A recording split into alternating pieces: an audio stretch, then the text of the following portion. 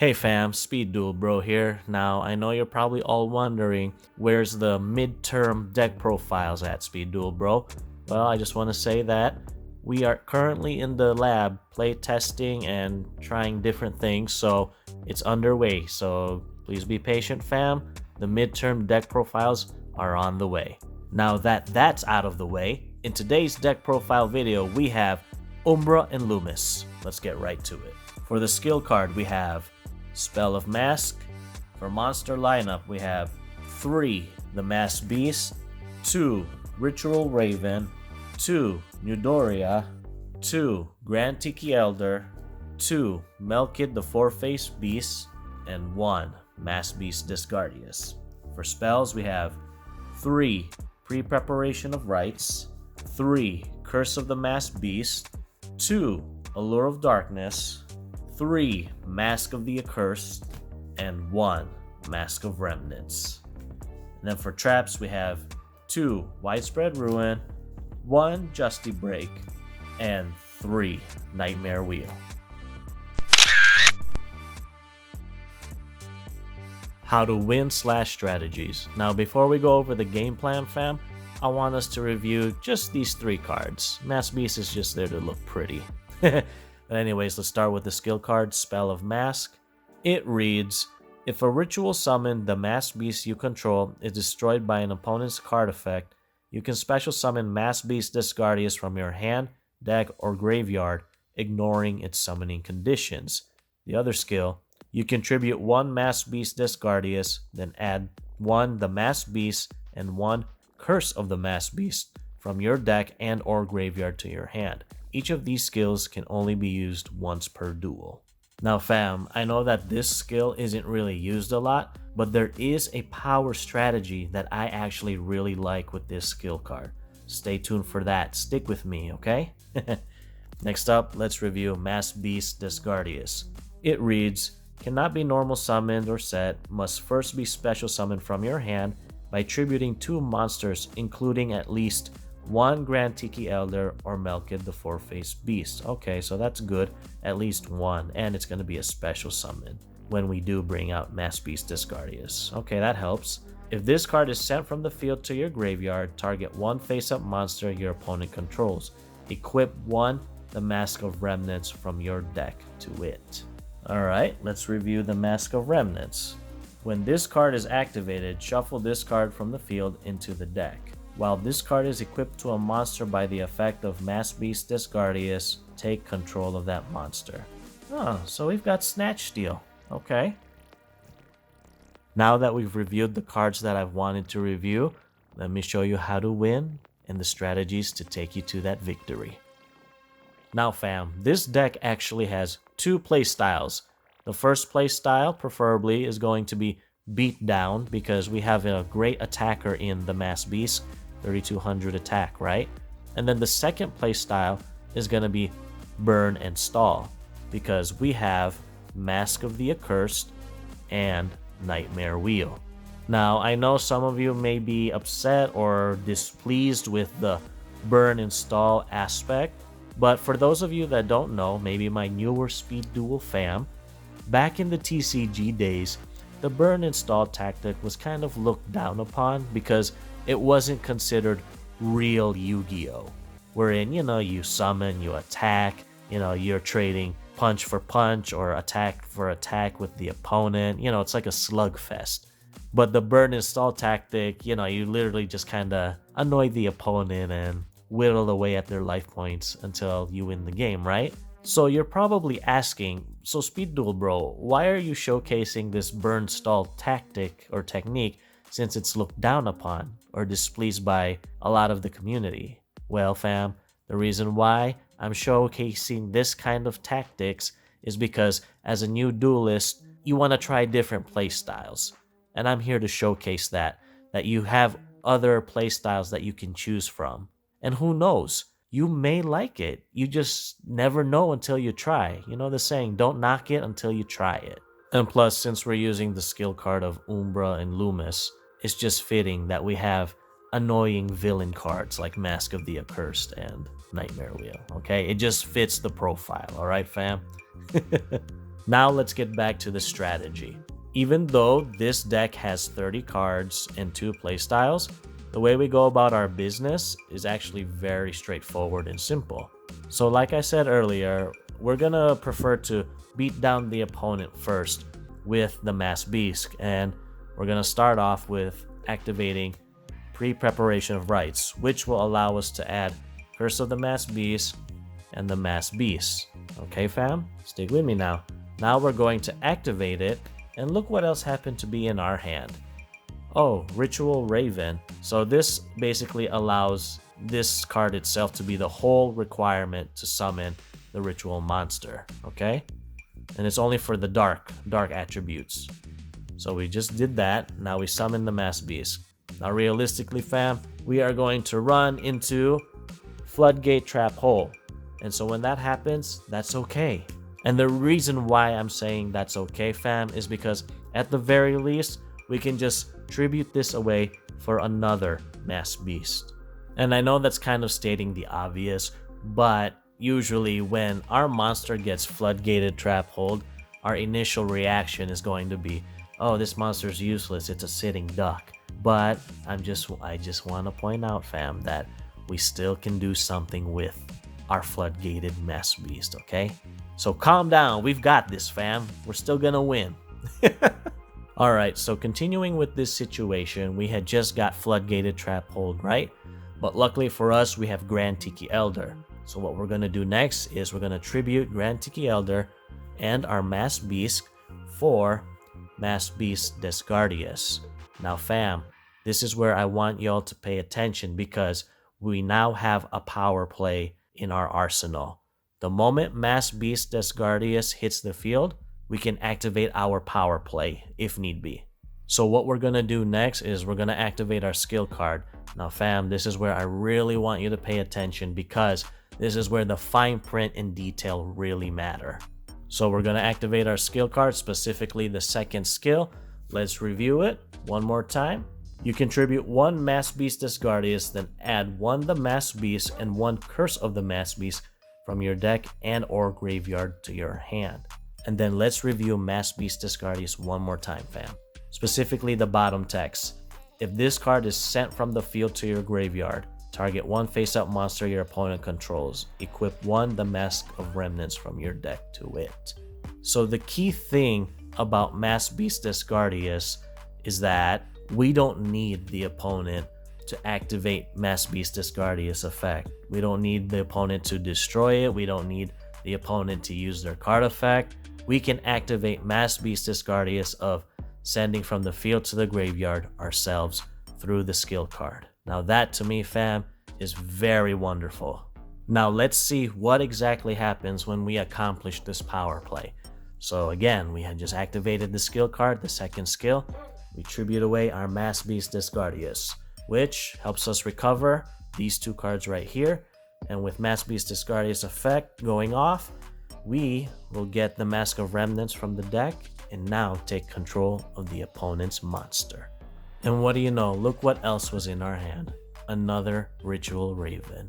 So now we can proceed to activate Curse of the Mass Beast, tribute that away, and now we can potentially go for the OTK. Now I know that taking over the Cyber Dragon doesn't seem like the most optimal play fam, but it's the principle of being able to take control of an opponent's monster, which that tactic of being able to just change of hearting your opponent's monster is so powerful in Yu-Gi-Oh! It really is. So just imagine if we had just taken over a Jinzo or a Ultimate Perfectly Great Moth instead. You see where I'm getting at? The power of being able to take control of an opponent's monster is so devastating. So don't count Umbra and Lumis out just yet, fam. Now for my newer Speed Duel fam, do not let rule sharks trick you or fool you. Now for those of you that don't know what rule sharks are, back in the TCG days, rule sharks were people, basically your opponent, who would make up all these terms and technicalities that would somehow put the duel in their favor. Now the reason why I bring this up is because things can get a little tricky with Mass Beast Gardius if you don't know your card text and your card mechanic understanding. Now fam, before we delve any deeper into this subject matter, I just want to say that my Yu-Gi-Oh! 101 knowledge is pretty ancient, but most of the core fundamentals have remained the same. So if I'm wrong about this situation, feel free to correct me in the comments section below. So the potential situation that you're gonna run into with the opponent when you play Mass Beast Gardius and its effect is this. Your opponent might say, "Oh, but since you activated the skill card, you can't activate Mass Beast Gardius effect because it misses the timing." Now again, for my newer Speed Duel fam, missing the timing is basically a situation wherein you could potentially miss your monster's effect because something else is going on. And to my understanding, a card misses the timing when its effect has the word "can" in its description. Let me show you an example right now. So in this example of missing the timing, my newer Speed Duel fam, is, for this example, we have Tribute to the Doom and Archfiend of Gilfer. Let's read Tribute to the Doom. It reads, discard one card, then target one monster on the field. Destroy it. Now let's read Archfiend of Gilfer. When this card is sent to the graveyard, you can target one face-up monster on the field. Equip this target to that target. That monster loses 500 attack while equipped with this card. So as you can see fam, the keywords "you can." So let's play this out. So we activate Tribute to the Doomed, right? And now we discarded Archfiend of Guilford. So this is where it gets tricky.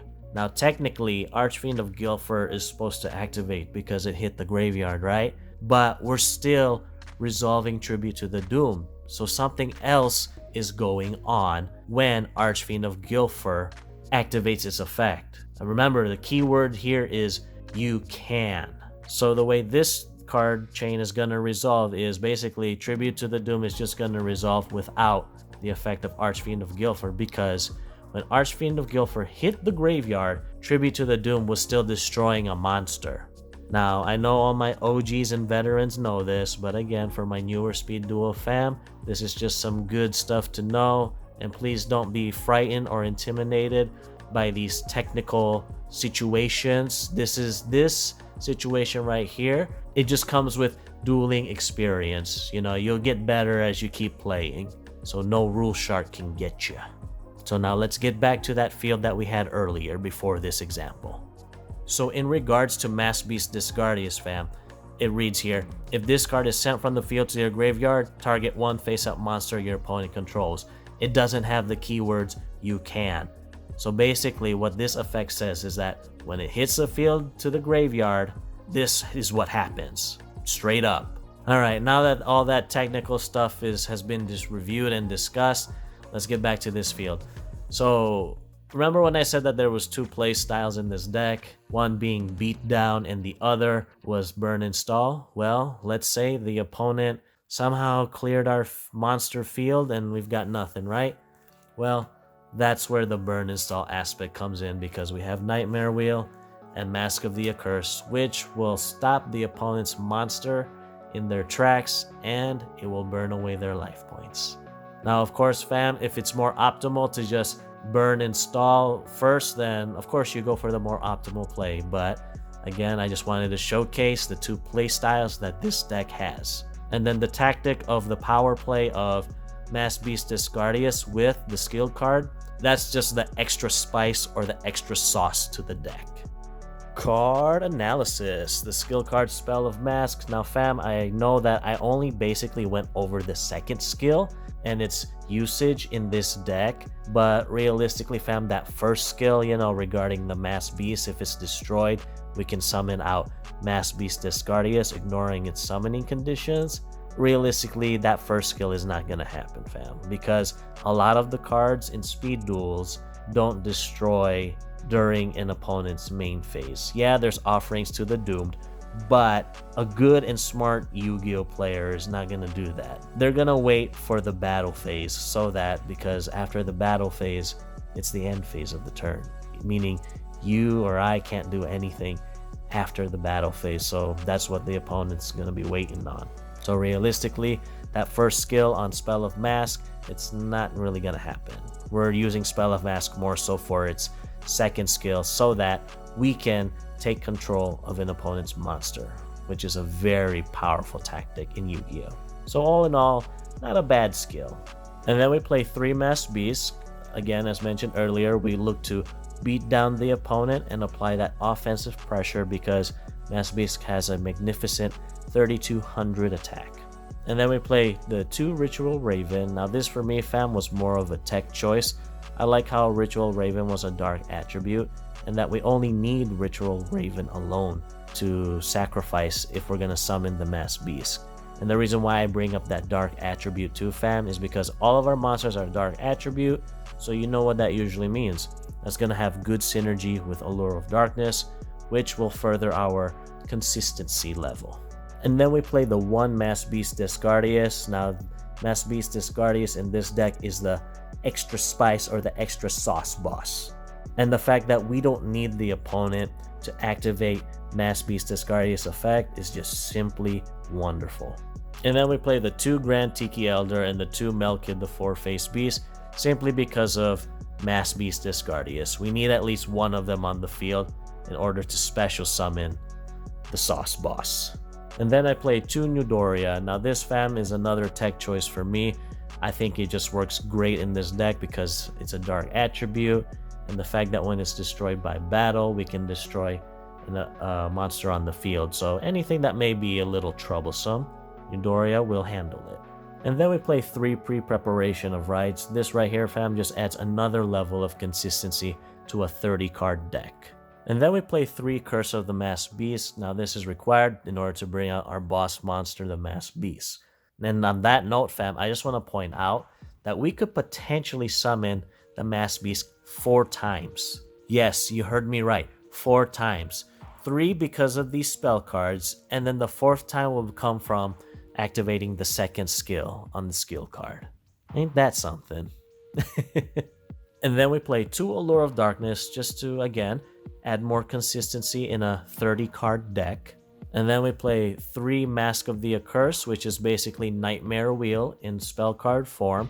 Now the reason why I went with 3 Mask of the Accursed instead of all the other masks is because this is the most optimal one if we're looking to win the duel. You know, compared to Mask of Brutality or Mask of Weakness. As much as I wanted to, fam, they're not so optimal. And I like the fact that, you know, since this deck has 2 playstyles, Beat Down and Burn, you know, I like the fact that we can apply pressure on the opponent at different angles. You know, we're keeping the opponent on their toes. And then we play 1 Mask of Remnants. Now the key thing to remember about this, fam, is that Mask of Remnants has to be in the deck in order for Gardius to activate it. So thankfully, Mask of Remnants, even if we draw into it, we can just activate it and it'll shuffle itself back into the deck. And the funny thing about that is, hey, at least we never have to worry about being decked out, right? And then we play 2 Widespread Ruin. Now this right here, fam, is just another tech choice. Is to just help us get rid of any strong monsters that the opponent may have. You know, granted, we do have the Masked Beast and Gardius on our side, but for those situations when Grand Tiki Elder or Melkid or even Newdoria is putting in the work, Widespread Ruin is there to help us out. Because look at this lineup right here. Let's just say they're not exactly the strongest, right? And then we play the 1 Justy Break. Now this right here, fam, is another tech choice of mine. I tend to, if you haven't noticed already, I tend to always add an element of surprise or sauce to my deck because I love using tactics that the opponent doesn't see coming. So in this deck, the opponent's gonna be already preoccupied with the Masked Beast or the burn aspect of the deck. So us having a Justy Break laying in our back row, I really don't think the opponent will see that coming. And the fact that we are running 4 vanilla monsters, the probability of us pulling off this 1 surprise Justy Break, I'd say it's considerably moderate. We have a good chance of pulling this off. And then we play the 3 Nightmare Wheel, again just to complete the burn aspect of the deck, and the fact that we have 6 cards dedicated to just stopping the opponent's monster in their tracks and burning away at the opponent's life points, I'd say that's actually pretty scary to deal with. Alright fam, it's time for the moment of truth. Where does this deck rank on the power scale? In my humble opinion, this deck is casual. The reason why I say it's casual, fam, is because actually of a few things. The first reason is because of the Mass Beast. Even though the Mass Beast is a great attacker at 3200 attack, it doesn't have any game-breaking effects. You know, if you compare it to like Relinquished or Cyber Angel Izana, their effects happen before the battle phase. The Mass Beast does its work during the battle phase, and realistically, we may have been hit with a Floodgate Trap Hole or something else before then, you know? And then the second reason is there's gonna be some consistency issues with Mass Beast Gardius and the vanilla monsters. All my OGs know this, that anytime we have to run vanilla monsters in our deck, let's just say they're not the most optimal. And then the thing with Mass Beast Gardius is that we have to have at least one of these on the field. And sometimes that may or may not be a difficult thing to do. But looking at the Mass Beast and Disgardius closer, fam, I'm starting to get ideas that Disgardius deserves its own dedicated build. And so does Mass Beast. What do y'all think? But anyways, maybe in the future I can do that. But for now, we're focused on Umbra and Lumis. Now back to what I was saying, that there's going to be consistency issues in the deck. I did try my best to make it a cohesive and consistent deck because we have the 3 pre-preps and the 2 Allure of Darkness.